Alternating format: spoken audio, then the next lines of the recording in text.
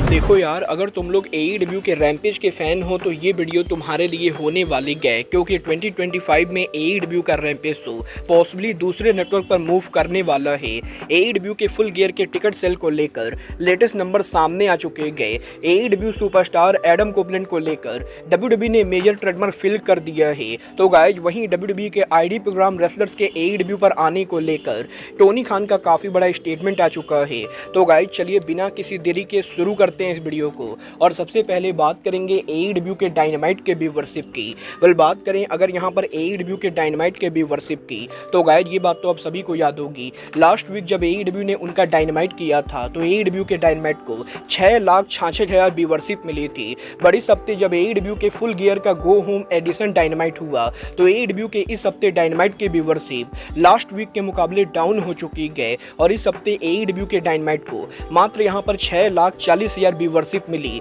जो last week के मुकाबले करीबन 26,000 कम है। और मेरे हिसाब से ये व्यूवरशिप पूरी तरह से जस्टिफाइड है, क्योंकि गाइज ये बात मैंने डायनामाइट के रिव्यू वीडियो में भी कही थी कि एईडब्ल्यू के इस हफ्ते का डायनामाइट शो मुझे कहीं से भी ऐसा नहीं लगा कि फुल गियर का गो होम एडिशन शो है। और गाइज पेपर व्यू की गो होम एडिशन शो अगर ऐसा होने वाला है तो शो के व्यूवरशिप का डाउन जाना पूरी तरह से जस्टिफाइड है। बल देखना दिलचस्प होगा कि फुल गियर के फॉलोआउट शो की व्यूवरशिप कितनी होती है। बट गाइज जहां तक बात रही फुल गियर पेपर व्यू की, तो गाइज ये बात तो मैंने आपको आज से करीबन 2 महीने पहले बताई थी कि एईडब्ल्यू कंपनी ने 3 महीने पहले जब फुल गियर पेपर व्यू के टिकट सेल को शुरू किया था तो 3 महीने पहले ही एईडब्ल्यू के द्वारा करीबन 5,000 टिकट सोल्ड आउट कर दिए गए थे। बट उसके बाद पिछले 2 महीनों के अंदर एईडब्ल्यू के फुल गियर को लेकर टिकट सेल काफी डाउन रही। और गाइज यहाँ पर एईडब्ल्यू कंपनी ने पिछले 1.5 महीने में मुश्किल से 1500 टिकट भी सोल्ड आउट नहीं किए। बट गाइज अब जबकि फुल गियर पेपर व्यू को सिर्फ 48 घंटे बचे गए और पेपर व्यू को लेकर AEW company local media promotion कर रही गए,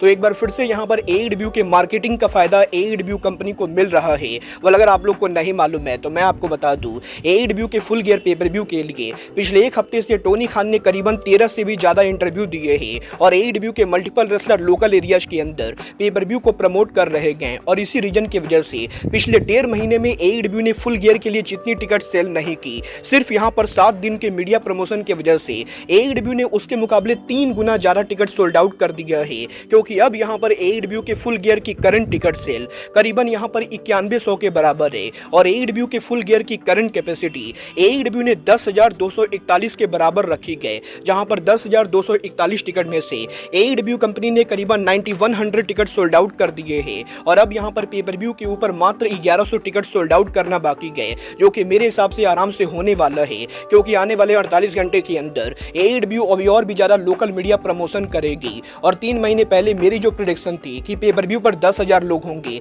शायद यहाँ पर वो प्रेडिक्शन 100% सही जाने वाली है। बल देखना दिलचस्प होगा कि पेपर व्यू की फाइनल टिकट सेल कितनी होती है। बट गाइस चलिए फिलहाल आगे बढ़ते और बात करते हैं एईडब्ल्यू के मैनहट्टन सेंटर में डेब्यू करने की। गाइज ये बात तो मैं आपको ऑलरेडी बता चुका हूँ कि आज से करीबन 1 महीने के बाद एईडब्ल्यू कंपनी यहाँ पर न्यूयॉर्क के फेमस अरीना मैनहट्टन सेंटर के अंदर हैमरस्टीम बॉलरूम में उनका डेब्यू करने वाले गए, जहाँ पर एईडब्ल्यू 20 दिसंबर, 21 दिसंबर और 22 दिसंबर बैक टू बैक 3 शो करेगी। और 20 दिसंबर को फाइनल बैटल पेपर व्यू के बाद 21 दिसंबर और 22 दिसंबर के ऊपर पहली बार एईडब्ल्यू जैसी बड़ी कंपनी हैमरस्टीम बॉलरूम के अंदर उनका डायनामाइट और कोलिजन रखने वाली गए। और अब यहाँ पर इन तीनों शो को लेकर एईडब्ल्यू ने टिकट के प्री सेल स्टार्ट कर दिए हैं, जहां पर प्री सेल के अंदर एईडब्ल्यू कंपनी यहां पर काफी सारे टिकट सेल कर चुकी है। और बात करें यहां पर एईडब्ल्यू के शो के लिए अरीना की कैपेसिटी की, तो वैसे तो हैमरस्टीम बॉलरूम की ओवरऑल कैपेसिटी नॉर्मली यहां पर करीबन 1800 के बराबर है। बट क्योंकि एईडब्ल्यू कंपनी सेट डिजाइन लगाएगी तो इसीलिए एईडब्ल्यू के लिए एईडब्ल्यू कंपनी ने शो की ओवरऑल कैपेसिटी करंटली यहां पर करीबन 1596 के बराबर रखी गए। और मुझे लगता है कि एईडब्ल्यू कंपनी डायनामाइट, कोलिजन और फाइनल बैटल पेपर व्यू इन तीनों शो के लिए 1600 टिकट तो आराम से सोल्ड आउट कर सकती है। वल देखना दिलचस्प होगा कि एईडब्ल्यू कंपनी ने करंटली जो 1596 सीट ओपन किए हैं, क्या एईडब्ल्यू इनके बाद और सारी सीटें ओपन करती है या नहीं। और हैमरस्टीम बॉलरूम में एईडब्ल्यू के बैक टू बैक 3 शो क्या यहाँ पर सोल्ड आउट होते हैं या नहीं। बट गाइज चलिए फिलहाल आगे बढ़ते और बात करते हैं rated R superstar Adam Copeland की। गाइज यहाँ पर ये बात तो हम सभी लोगों को मालूम है, एडम कोपलैंड करंटली इंजरी की वजह से एईडब्ल्यू के शो पर काम नहीं कर रहे गए। बट यहीं एडम कोपलैंड के ऑप्शंस के ऊपर अब एडम कोपलैंड की फॉर्मर रेसलिंग कंपनी WWE के द्वारा इस हफ्ते एडम कोपलैंड को लेकर ट्रेडमार्क फिल किया गया है। गाइड यहाँ पर ये बात तो हम सभी लोगों को मालूम है कि एडम कोपलैंड के AEW में आने से पहले उन्होंने उनके पूरे करियर में WWE के लिए काम किया है और WWE के अंदर ही उन्हें यहाँ पर मेन फैंडम मिली थी, जहाँ पर WWE के अंदर उनका नाम एज हुआ करता था। और इस हफ्ते यहाँ पर WWE के द्वारा एडम कोपलैंड के पुराने रिंग नेम एज को लेकर नया ट्रेडमार्क फिल किया गया, क्योंकि गाइड यहाँ पर WWE ने एज नाम का जो ट्रेडमार्क लिया था वो ट्रेडमार्क यहाँ पर इस हफ्ते ओवर हो गया था और WWE ये बिल्कुल भी नहीं चाहती थी कि AEW कंपनी या फिर एडम कोपलैंड के द्वारा एज नाम के लिए ट्रेडमार्क फिल किया जाए। और इसीलिए जैसे ही ट्रेडमार्क ओवर हुआ WWE ने डायरेक्टली यहाँ पर एक बार फिर से एज के नेम को लेकर ट्रेडमार्क फिल किया है और WWE ये मेक श्योर करना चाहती गए कि गलती से भी एज नाम एडम कोपलैंड को ना मिले, क्योंकि अगर वो एज नाम को ले लेते गए तो शायद वो ये नाम AEW के अंदर भी यूज करेंगे। वेल मैं यहाँ पर WWE से पूरी तरह से एग्री करता हूँ और मुझे भी लगता है कि WWE को ऐसा नहीं करने देना चाहिए। बट गाइस चलिए फिलहाल आगे बढ़ते और बात करते हैं AEW के प्रेसिडेंट टोनी खान की। वेल जैसा कि मैं आपको ऑलरेडी बता चुका हूँ, टोनी खान पिछले एक हफ्ते से AEW के फुल गियर को लेकर लगातार काफी सारे मीडिया इंटरव्यू कर रहे गए और यही टोनी खान के एक और लेटेस्ट इंटरव्यू के ऊपर टोनी खान जब AEW के फुल गियर को प्रमोट कर रहे थे तो टोनी खान से WWE के ID प्रोग्राम को लेकर बात की गई,